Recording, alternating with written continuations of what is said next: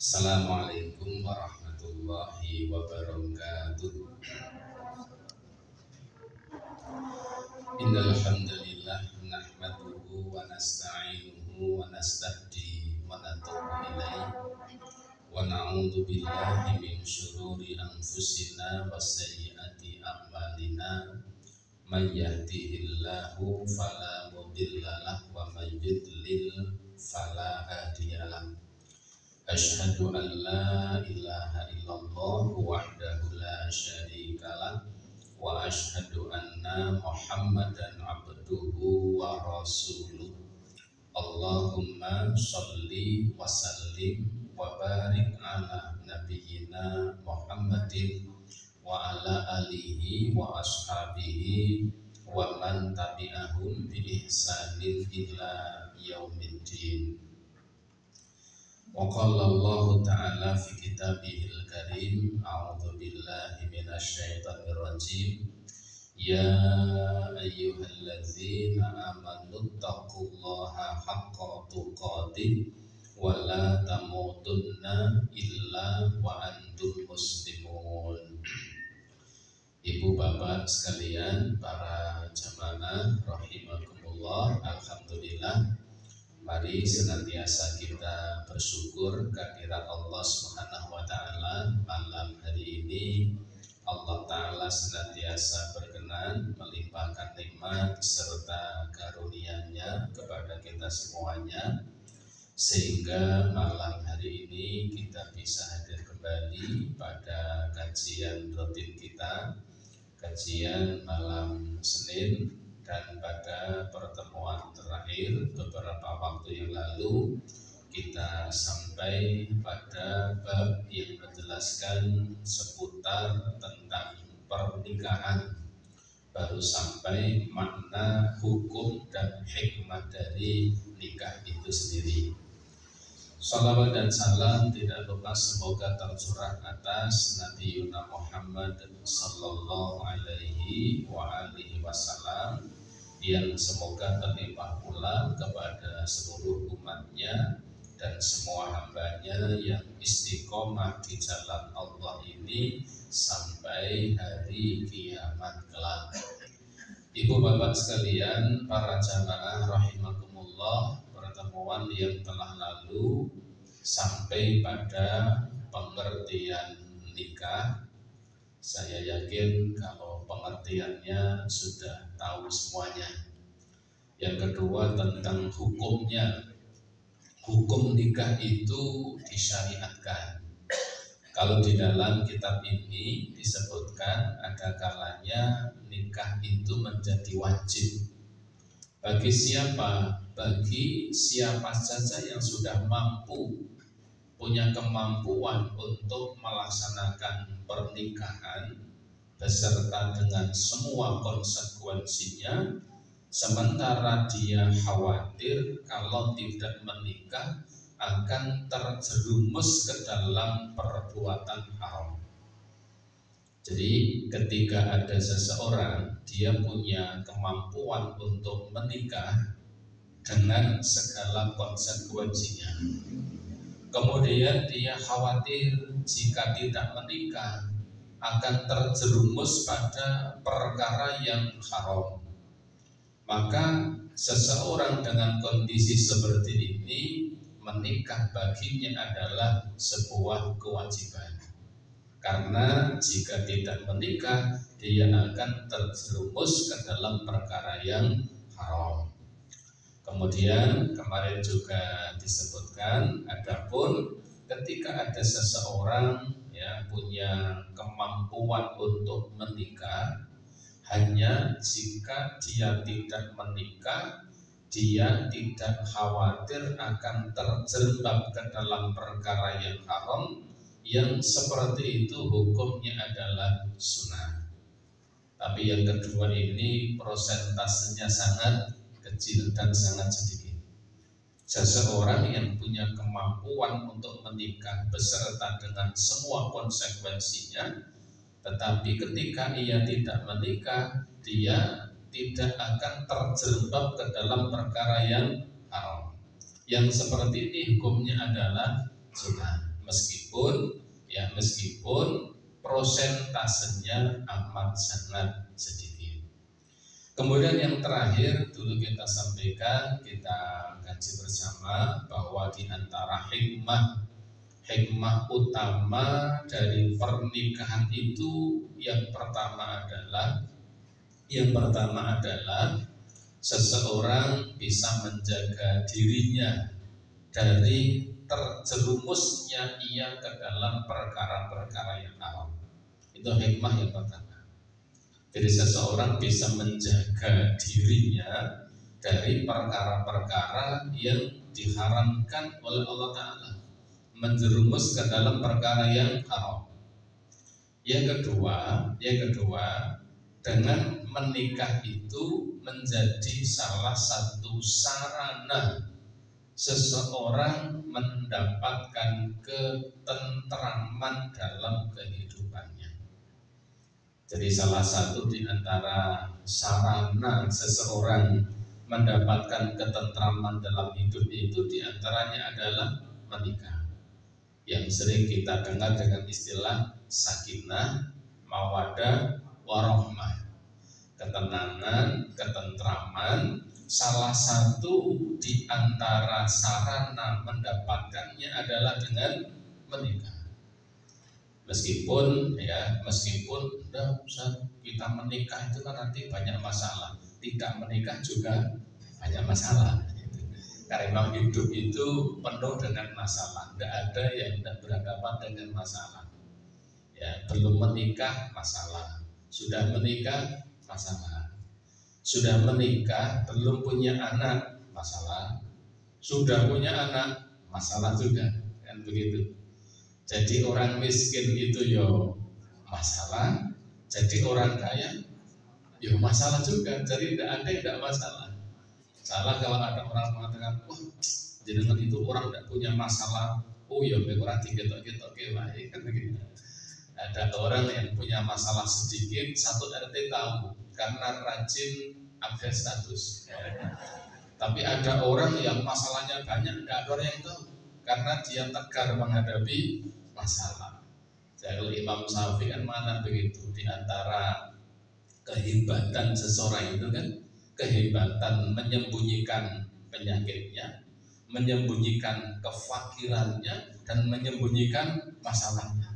Itu hebatnya seseorang. Ya, tapi ada orang yang tadi punya masalah sedikit, sa-RT ngerti.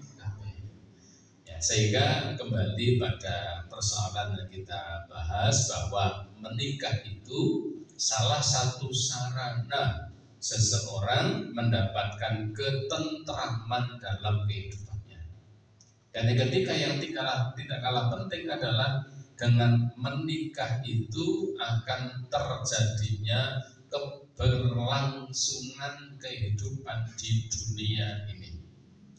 Jadi kehidupan itu akan terus berlangsung ketika apa? Ketika ada pernikahan.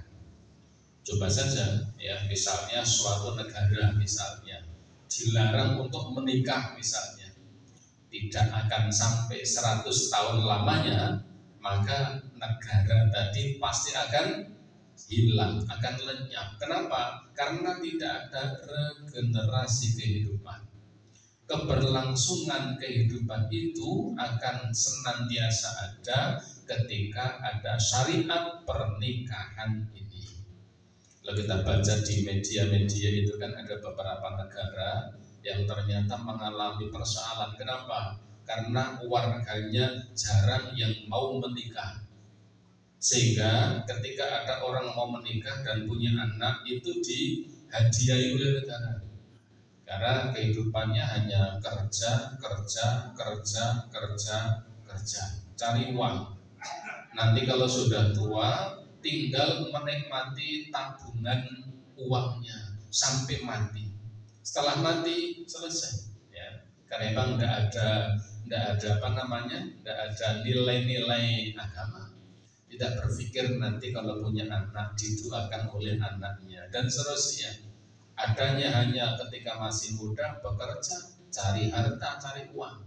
Nanti kalau sudah tua, ya sudah tidak bisa bekerja, tinggal menikmati tabungannya. Kalau seperti itu semuanya, maka kelangsungan hidup itu akan berakhir.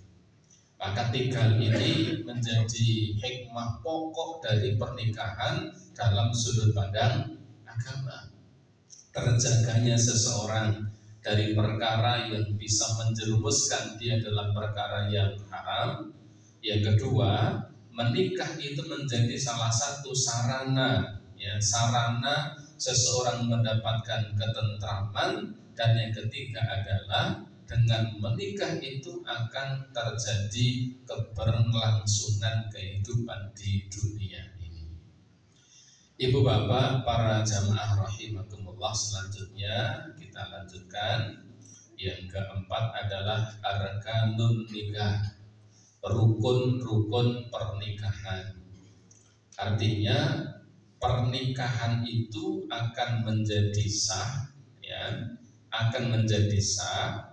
Yulzamu sihhatun nikah, pernikahan itu akan menjadi sah dengan tawafuru arba'ati arkanin, jika 4 rukun ini terpenuhi. Jadi ketika ada seorang laki-laki, ya, hendak menikahi seorang perempuan, maka 4 hal ini harus ada. Jika 4 hal ini tidak ada, ya, tidak ada, maka pernikahannya tidak sah. Apa ada? Ada banyak, ya, pernikahan yang tidak memenuhi syarat. Dengan apa? Dengan tidak adanya 4 syarat ini. Yang pertama adalah al-waliyu, wali. Pernikahan itu menjadi sah, ya, menjadi sah hukumnya jika ada walinya, wali. Wa huwa abu zaujati, yang dinamakan wali ini adalah, ya, yang dinamakan wali ini adalah bapaknya calon pengantin perempuan. Ini asal wali. Asal wali itu adalah bapaknya mempelai perempuan. Karena perempuan itu tidak akan pernah ada kalau tidak ada bapaknya, ya. Pasti ada bapaknya. Sampai ada nikah rumong di piantun Bandung, Pak. Bapak ini sopo, betul enten wong jedul sekali kerambil, tidak mungkin, ya. Jadi pasti ada bapaknya, ya. Wali itu adalah yang pokok adalah bapaknya. Meskipun nanti ada urutan-urutan perwalian itu, ada urutan-urutan perwalian, ya. Kebetulan di kitab Minhajul Muslim ini tidak disebutkan secara panjang lebar. Wa huwa abu zaujati, yaitu bapaknya mempelai perempuan, abil wasiyu, atau yang memberikan wasiat, ya. Abil aqrabu fal aqrab, atau nanti urutannya dari yang terdekat kemudian semakin terjauh, min asobatiha au dzurra'i min ahliha, dari kalangan keluarganya. Jadi dinamakan wali itu adalah bapaknya, dan urutan dari yang terdekat menjadi yang terjauh. Bapaknya, kalau bapaknya tidak ada, kemudian siapa? Kalau bapaknya tidak ada, kemudian siapa? Ya, kakak atau adik. Kalau ada mbahnya, oh ya mbahnya. Ya, kalau ada adiknya, kalau di PMA. Nah, kalau ini di peraturan Kementerian Agama. Nah, ini bagus untuk kita pahami. Ini urutan wali nasab. Urutan wali nasab. Pertama, bapak kandung, jelas ini, bapak kandung. Kalau bapak kandung tidak ada, ini berarti kakek, ya, kakek dari bapak. Ini kalau bapak kandung tidak ada. Kalau bapak kandung ada, ya bapak kandung. Dari nomor 2 sampai nomor 17 ini, ya mahjub, ya tidak bisa mewalikan kalau nomor satu ini ada. Ini kalimatnya daftarnya daftar urutan bapak kandung. Yang kedua kakek, ini bapak dari bapak. Kemudian yang ketiga ya bapak dari kakek buyut ya. Jadi kalau ada itu urutannya naik dulu. Kalau di orang Jawa naiknya kan sampai 3, meskipun tidak mesti ada semuanya. Bapak, mbah, terus buyut, setelah buyut apa? Cangga, wareng, apa? Barwareng apa? Ngidet siun, udah siun atau apa kan itu. Jadi naik terus. Ibu Pak, kalau di tempat kita itu kan kebetulan memang tidak pernah hafal dengan marga ke atas. Itu kalau kita belajar sejarah konon itu termasuk dulu rekayasa Belanda supaya tidak saling mengenal sesama keluarga dan kerabatnya. Beda kalau misalnya ya budaya di Jazirah Arab. Budaya di Jazirah Arab itu sampai dufir itu bisa hafal. Ya, saya itu hanya kenal bapak saya Muhadi, bapaknya Pak Muhadi itu Singorejo, bapaknya lagi Singodimejo, the lion on the table. Nah, itu kata saya itu, Singodimejo itu singa di atas meja. Kata dulu santri saya, wow, keren juga itu Paknya. Kenapa? The lion on the table, singa di atas meja itu. Hanya itu tak mentok. Setelah itu tidak tahu. Ya tidak tahu. Maka sebenarnya hubungan kekerabatan ketika sampai naik itu akan bisa menjaga hubungan kekerabatan. Oh itu saudara saya. Dari mana? Dulu dari mbah ini, dari mbah ini. Sehingga apa? Sehingga kekerabatan itu masih bisa dijaga. Ya, hanya tempat kita nempel tekan mbah paling pol buyut. Setelah itu sudah ya tidak tahu. Maka saya sama anak saya tak kenalkan begitu, bapakmu Agus Effendi bin Muhadi Singorejo Singodimejo. Bab itu tidak tahu ya, tidak tahu. Nah urutan kewalian ini bapak kandung ya, setelah bapak kandung kakek. Kalau bapak kandung tidak ada, kakeknya. Kakek memungkinkan ada. Kalau kakek tidak ada, kemungkinan mbah buyutnya masih ada. Ini kemungkinan. Jadi kalau sudah sampai di sini, kemungkinan kecil kalau nanti mbah canggahnya masih menanti. Kalau ini tidak ada, baru saudara laki-laki sekandung, ya kakaknya atau adiknya. Jadi kakaknya atau adiknya itu bisa menjadi wali.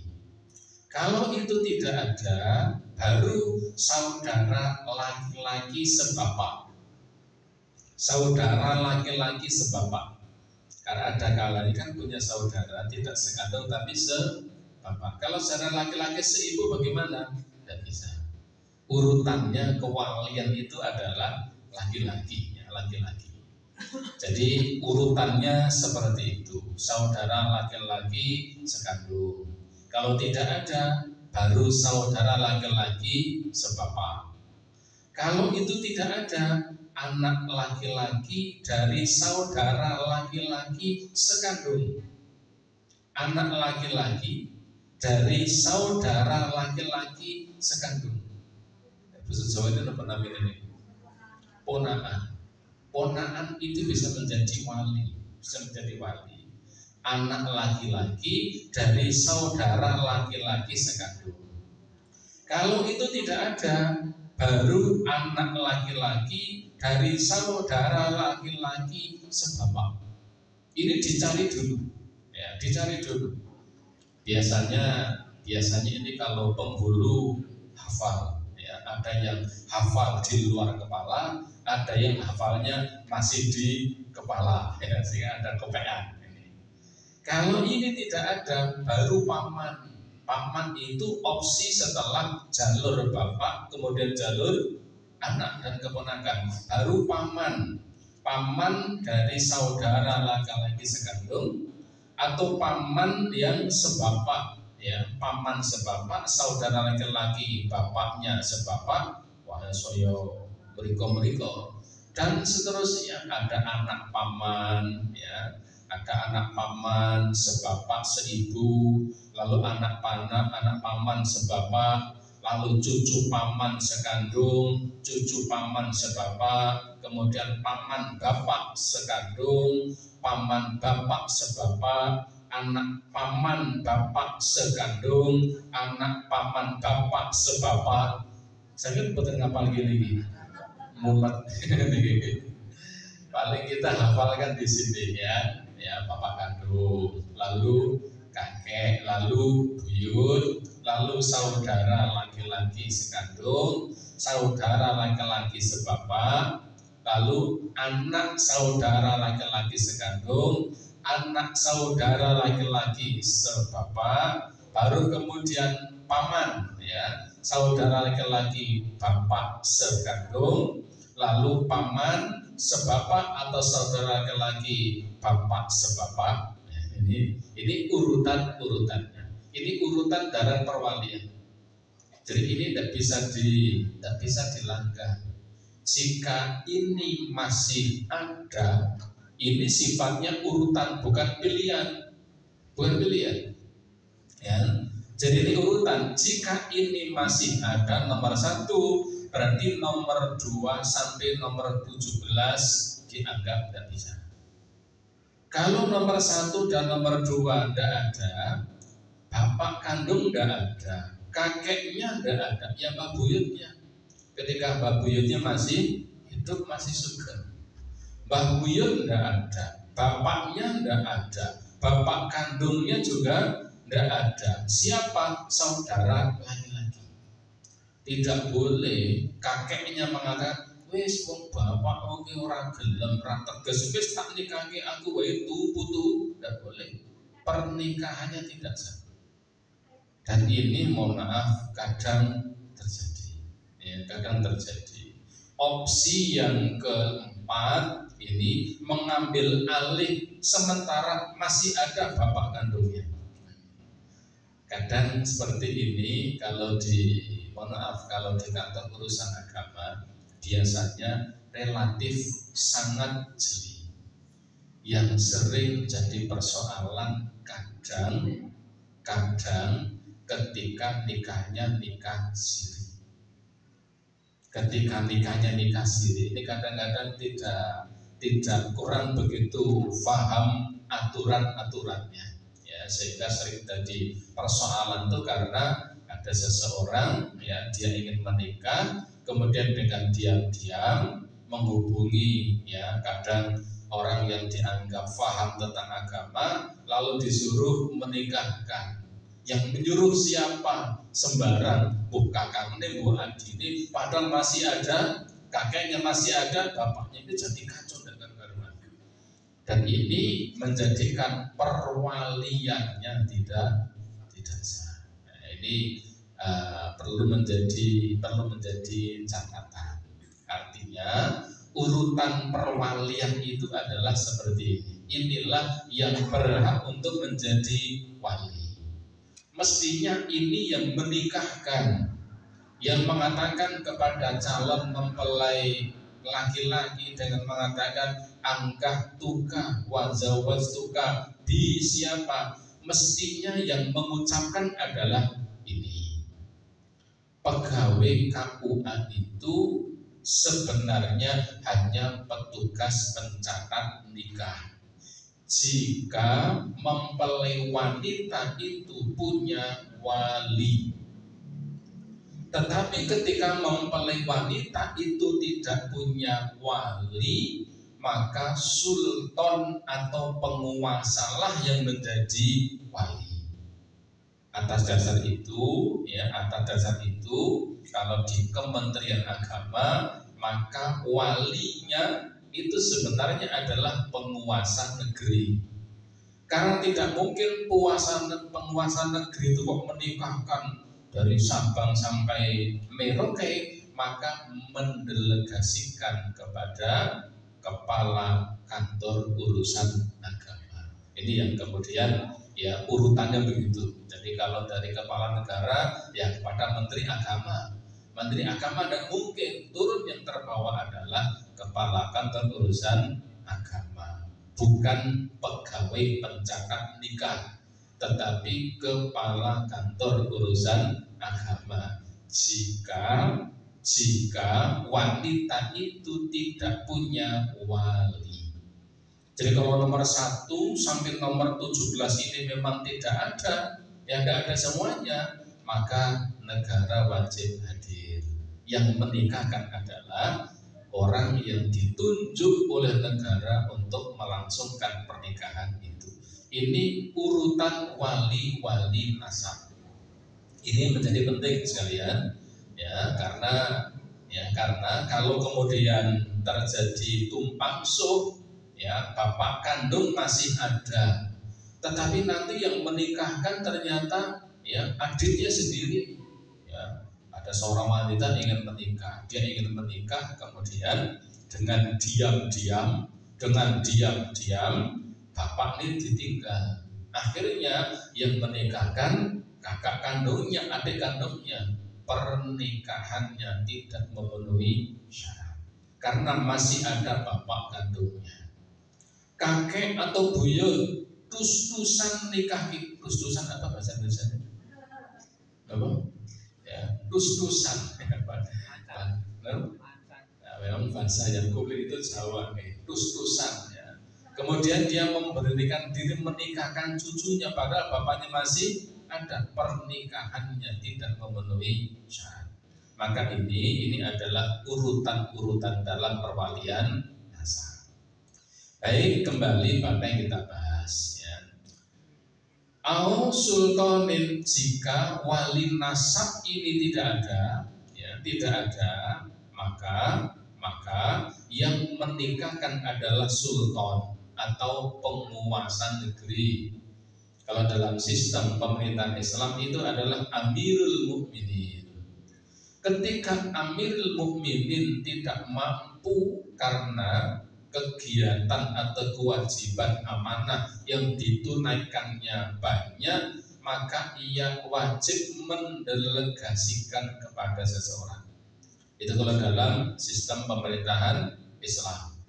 Kalau seseorang tidak punya wali, maka yang mewali, yang menikahkan ini adalah sultan, Amirul Mukminin yang berkewajiban. Kenapa? Wanita ini tidak punya wali. Ketika sultan ini tidak bisa karena ya kewajiban amanah yang sangat banyak, ia wajib mendelegasikan pada seseorang. Nah ini kalau ditarik dengan konteks ke Indonesia di tempat kita ini adalah yang ditunjuk mewakili sultan ini adalah kepala kantor urusan agama. Itu tataran yang paling rendah, itu yang memang diberi wewenang untuk menjadi wali bagi wanita yang tidak memiliki wali. Sehingga sebenarnya yang berkewajiban menikah ini adalah walinya. Jadi KUA itu kalau dia penghulu, ya kan ada penghulu, ada kepala kantor. Kalau penghulu sebenarnya petugas pencatat nikah. Hanya wali itu boleh mewakilkan kepada petugas pencatat nikah. Petugas pencatat nikah itu memastikan bahwa pernikahannya itu sudah sah, memenuhi syarat rukunnya terpenuhi, termasuk adanya wali, kemudian nanti ada akad, kemudian ada mahar dan seterusnya. Ini nanti akan dibahas secara lengkap. Liqauli sallallahu alaihi wasallam, berdasarkan sabda Nabi sallallahu alaihi wasallam, beliau mengatakan la nikaha illa biwaliyin. Tidak ada pernikahan kecuali dengan wali. Ini pendapat jumhur ulama.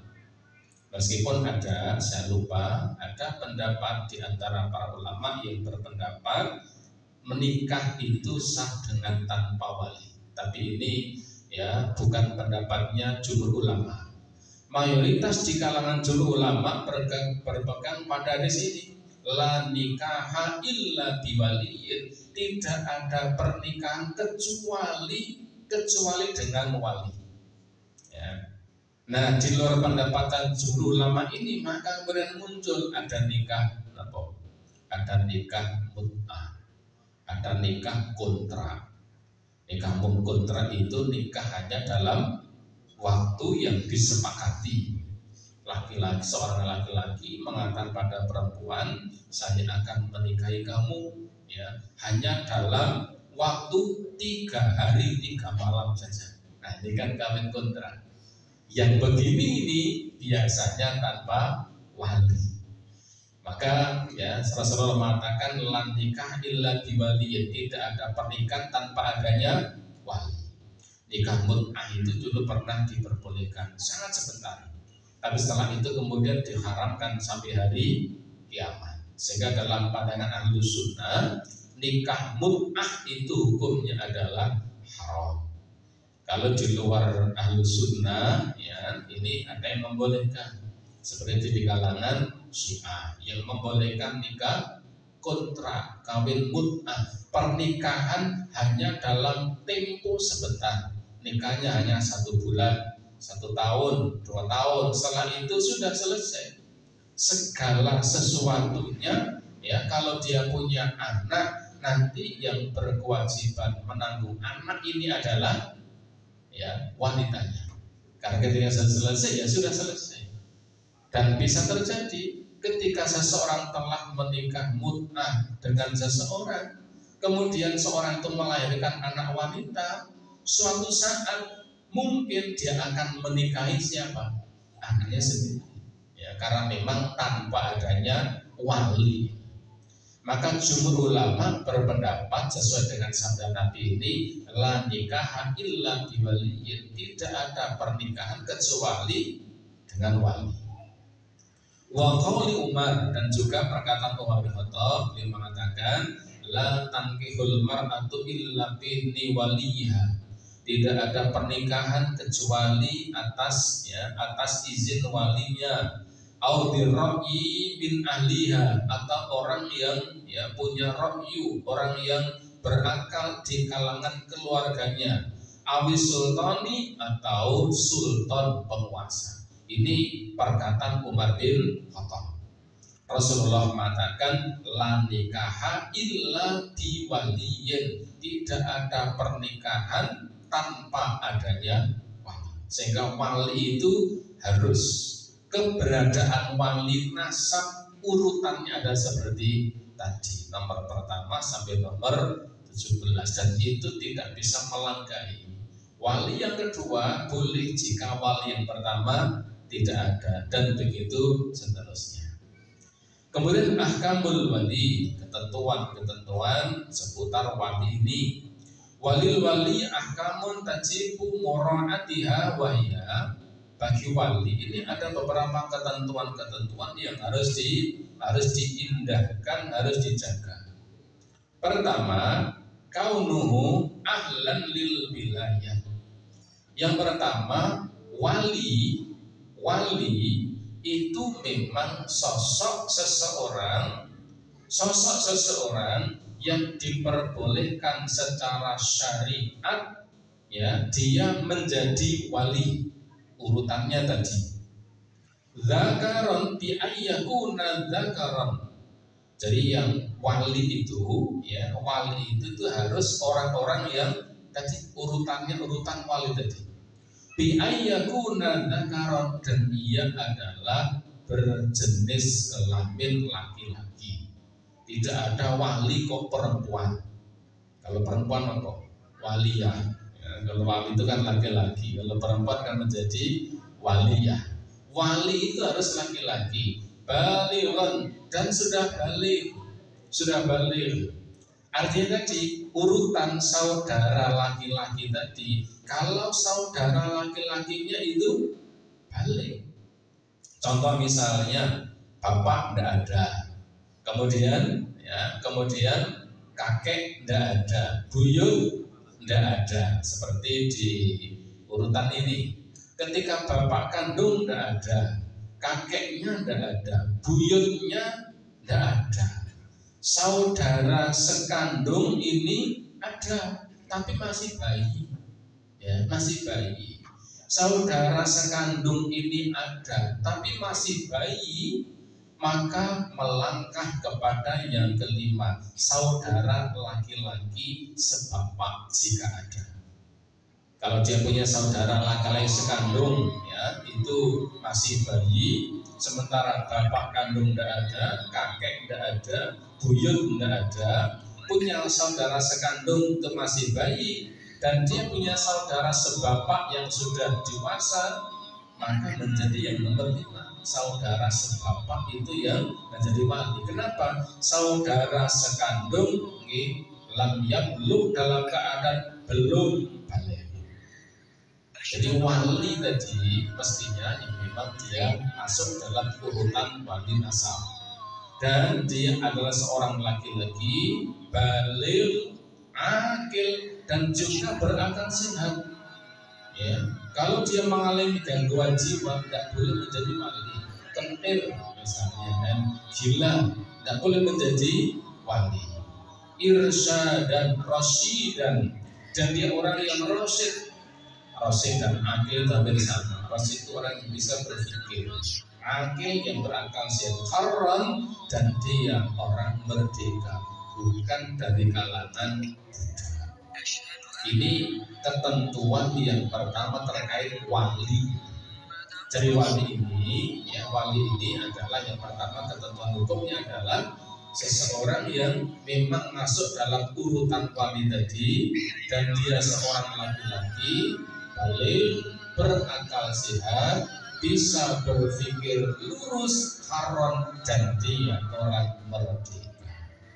Ini yang nomor 1. Yang nomor 2, kita lanjutkan dulu.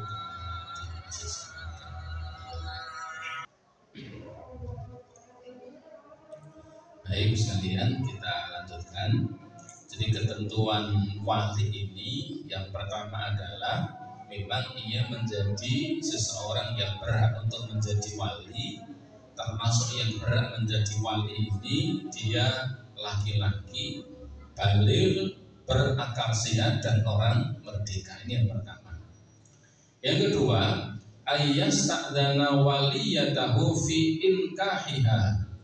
Yang kedua, wali ini ketika akan menikahkan, maka ia harus meminta izin mimman arada tazwijaha, kepada orang yang diinginkan untuk menikahinya, ingkana bikron, jika wanita itu adalah masih gadis, wa kanal waliyu aban, dan wali itu adalah bapaknya.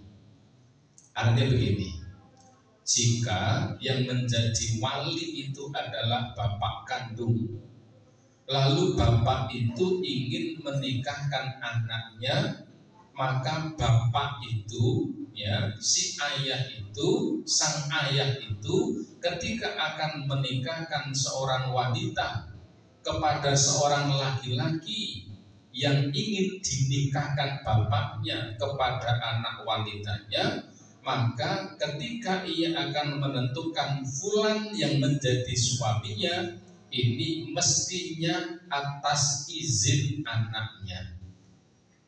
Jadi begini, dalam konsep Islam itu sebenarnya dulu yang berkewajiban untuk mencarikan suami atas anak-anaknya itu adalah bapaknya. Sebenarnya demikian. Jadi yang berkewajiban, ya, mencarikan pasangan hidup bagi gadis, anak gadisnya itu adalah bapaknya. Dan ketika bapaknya ini menikahkan anaknya kepada fulan, ya, maka tidak benar jika bapaknya mengatakan, nah, kamu akan saya nikahkan kepada laki-laki. Anaknya tanya, sinten Pak Bus, pokoknya engkau lah jujur nang ngarepmu. Nggak boleh itu. Harus atas izinnya. Mau dinikahkan dengan siapa itu harus jelas. Ini ketika yang menjadi wali itu adalah bapaknya. Kalau yang menjadi wali itu adalah bapaknya, maka si bapak atau sang bapak itu ketika akan menikahkan anaknya dengan seorang laki-laki, maka hendaknya atas seizin anaknya. Ini ketika menjadi wali bapaknya. Wa yasta'maru ay yatluba amraha, atau sang bapak itu hendaklah meminta persetujuan atau meminta perintahnya ingka nasaiban, ya ketika yang akan dinikahkan itu anaknya itu anak itu statusnya adalah janda.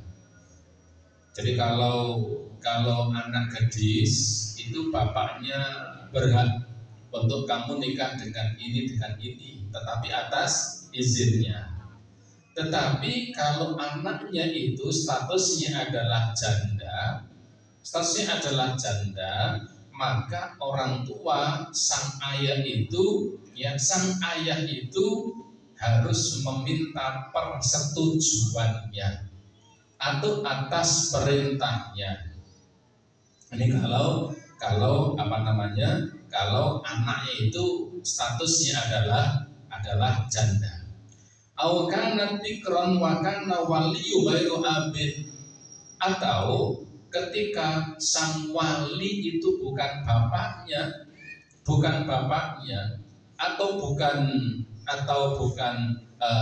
kalau wali itu bukan bapaknya, maka ketika dia akan menikahkan anak gadis itu atas dasar perintah gadis itu.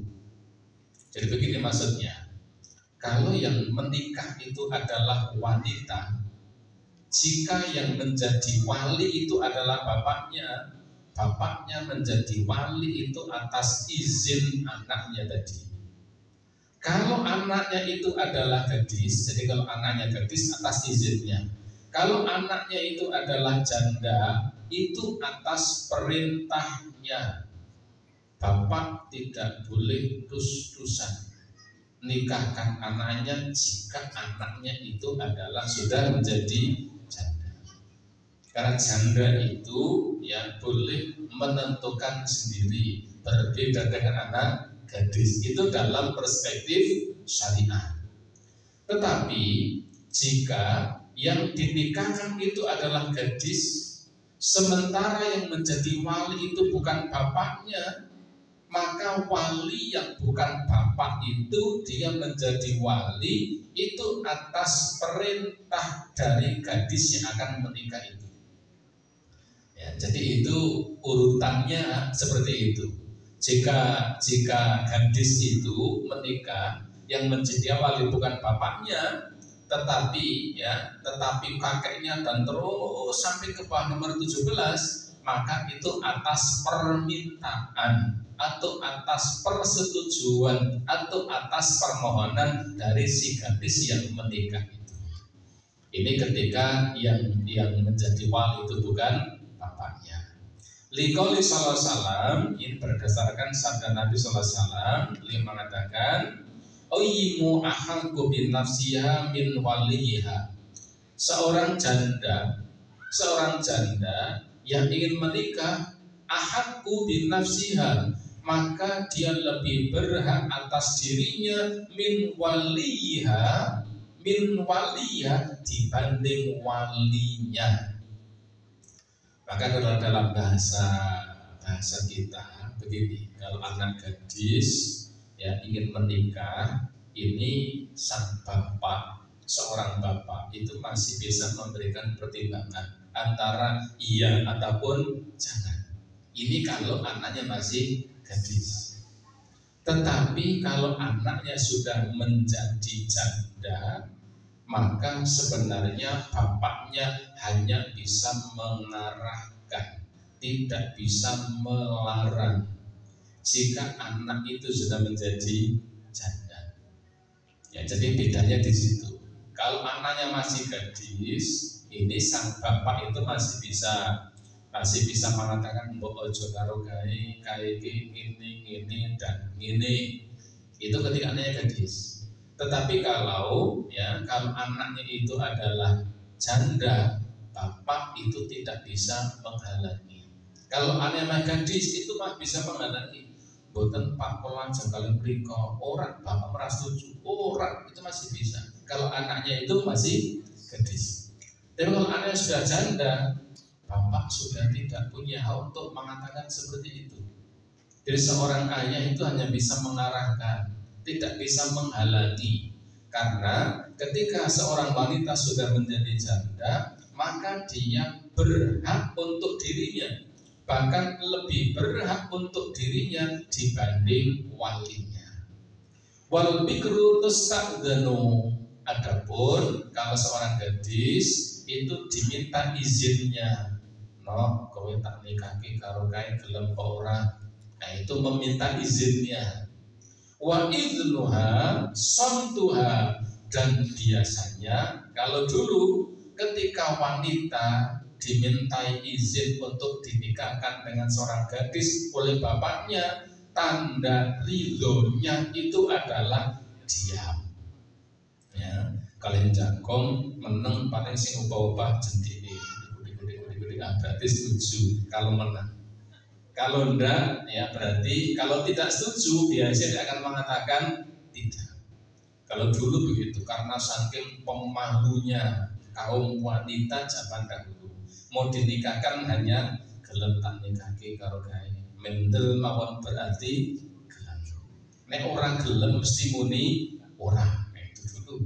Ya, kalau sekarang enggak tahu. Kalau sekarang aku boleh dewek. Gitu kan. Nyari-nyari sendiri dan seterusnya. Jadi ini perbedaan antara gadis dan janda. Ini ketika walinya bapak.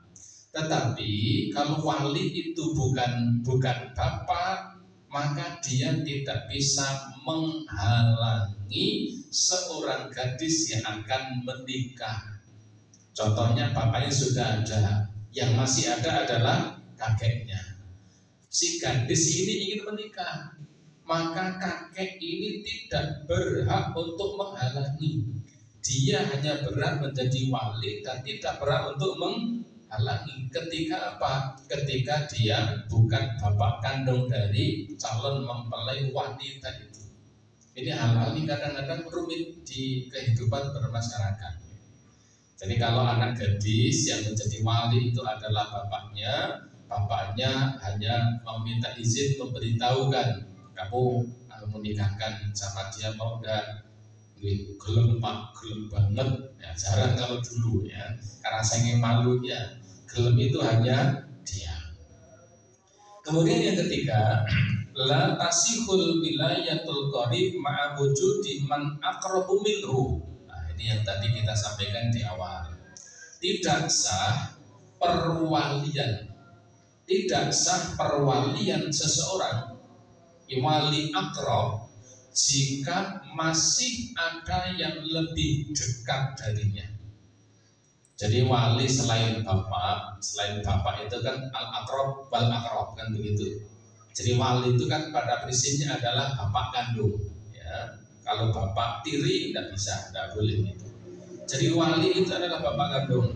Kalau bapak kandung tidak ada, al-akrab fal-akrab, maka yang paling dekat, lalu yang agak dekat dan seterusnya. Yang tadi nomor 2 saya nomor 17 tadi. Ya. Jadi ini kalau bapak kandung jelas. Kalau dari nomor 2, saya menurut ini yang sering disebut al-akrab fal-akrab. Dicari mana yang paling dekat, baru kemudian yang tidak begitu dekat dengan urutan ini.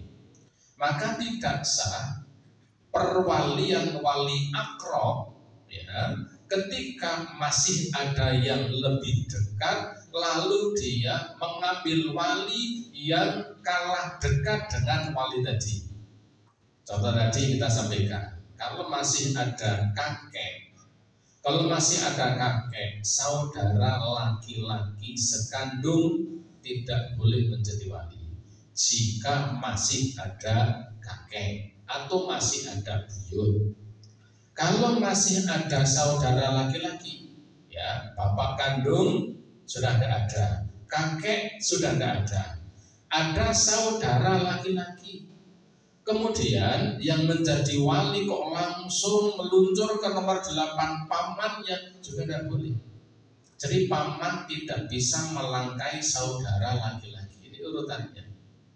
Jadi paman itu menjadi wali ketika apa? Bapak tidak ada, kemudian kakek tidak ada, buyut tidak ada, saudara laki-laki sekandung tidak ada, saudara laki-laki sebapak tidak ada, anak saudara laki-laki sekandung tidak ada, anak saudara laki-laki sebapak tidak ada.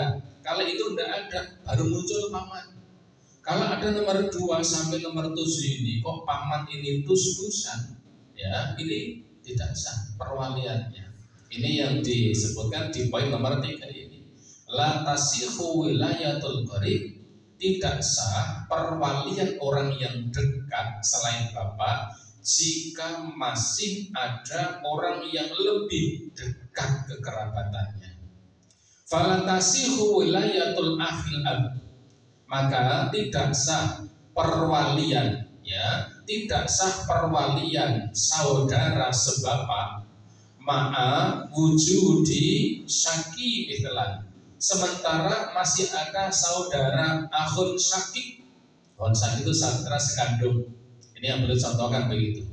Maka tidak sah kewalian saudara sebapak jika masih ada saudara sekandung. Mau nikah, ada seorang gadis mau nikah, bapaknya sudah tidak ada, kakeknya tidak ada, saudara sekandungnya masih ada, tapi rasa seneng. Aku nek karo orang mantuk kok wong siji sing arek ditoblos. Nah, ini kan jelas ada pemilu kan misalnya. Aku senangnya karo saudara sebapak kok ini tidak boleh.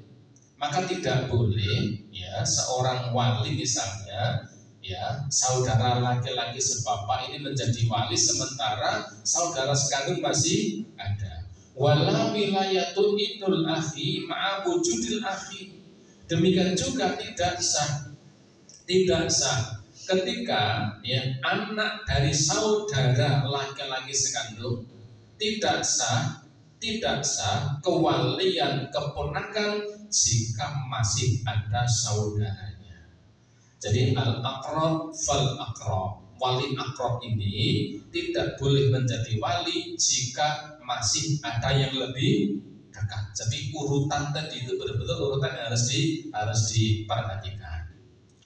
Yang keempat, yang terakhir, ya, idza adzanatil mar'atul itsnaini min aqrabaiha fi tazwijiha.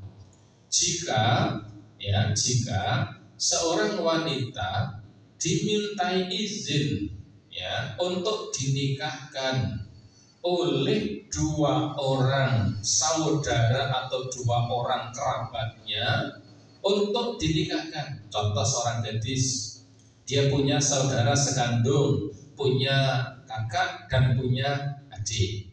Kakak dan adik sama-sama dewasa.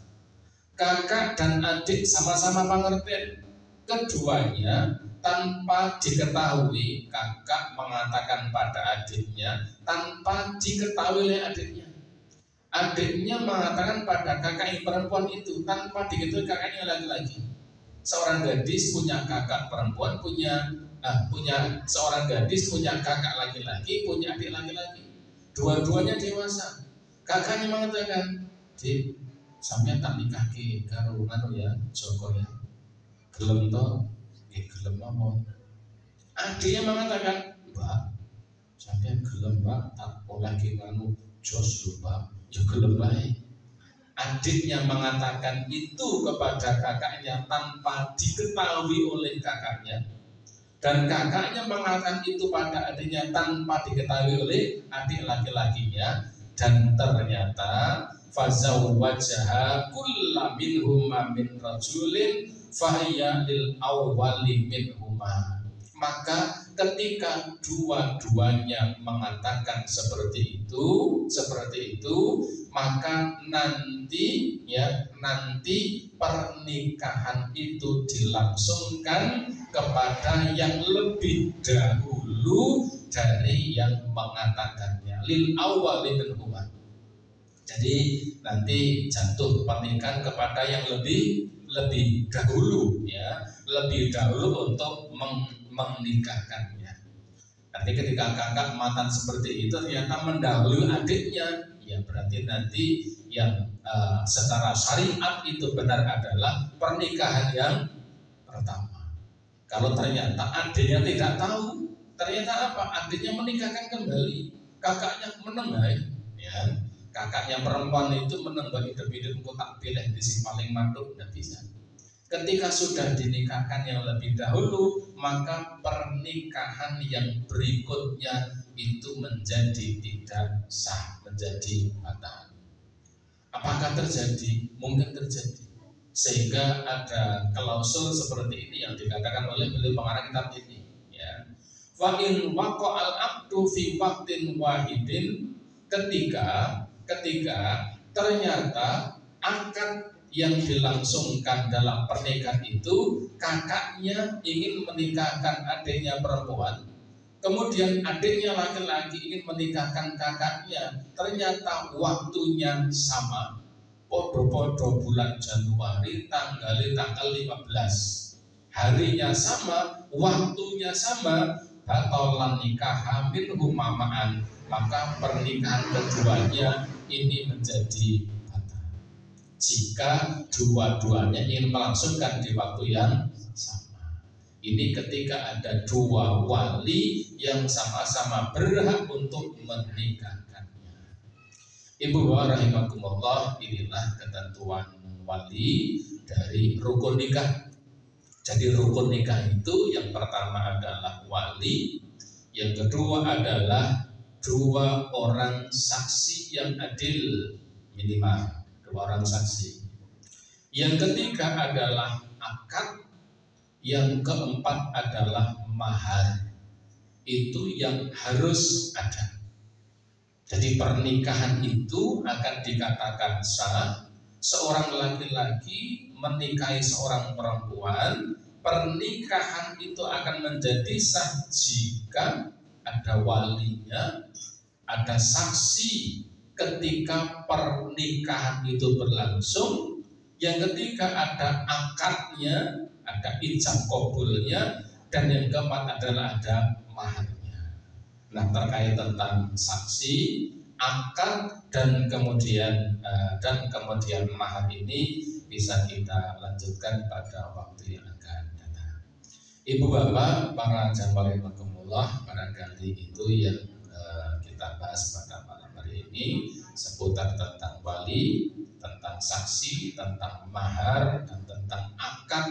Kita lanjutkan insya Allah pada waktu yang akan datang. Sebelum saya akhiri, ada pertanyaan untuk Pak Matur?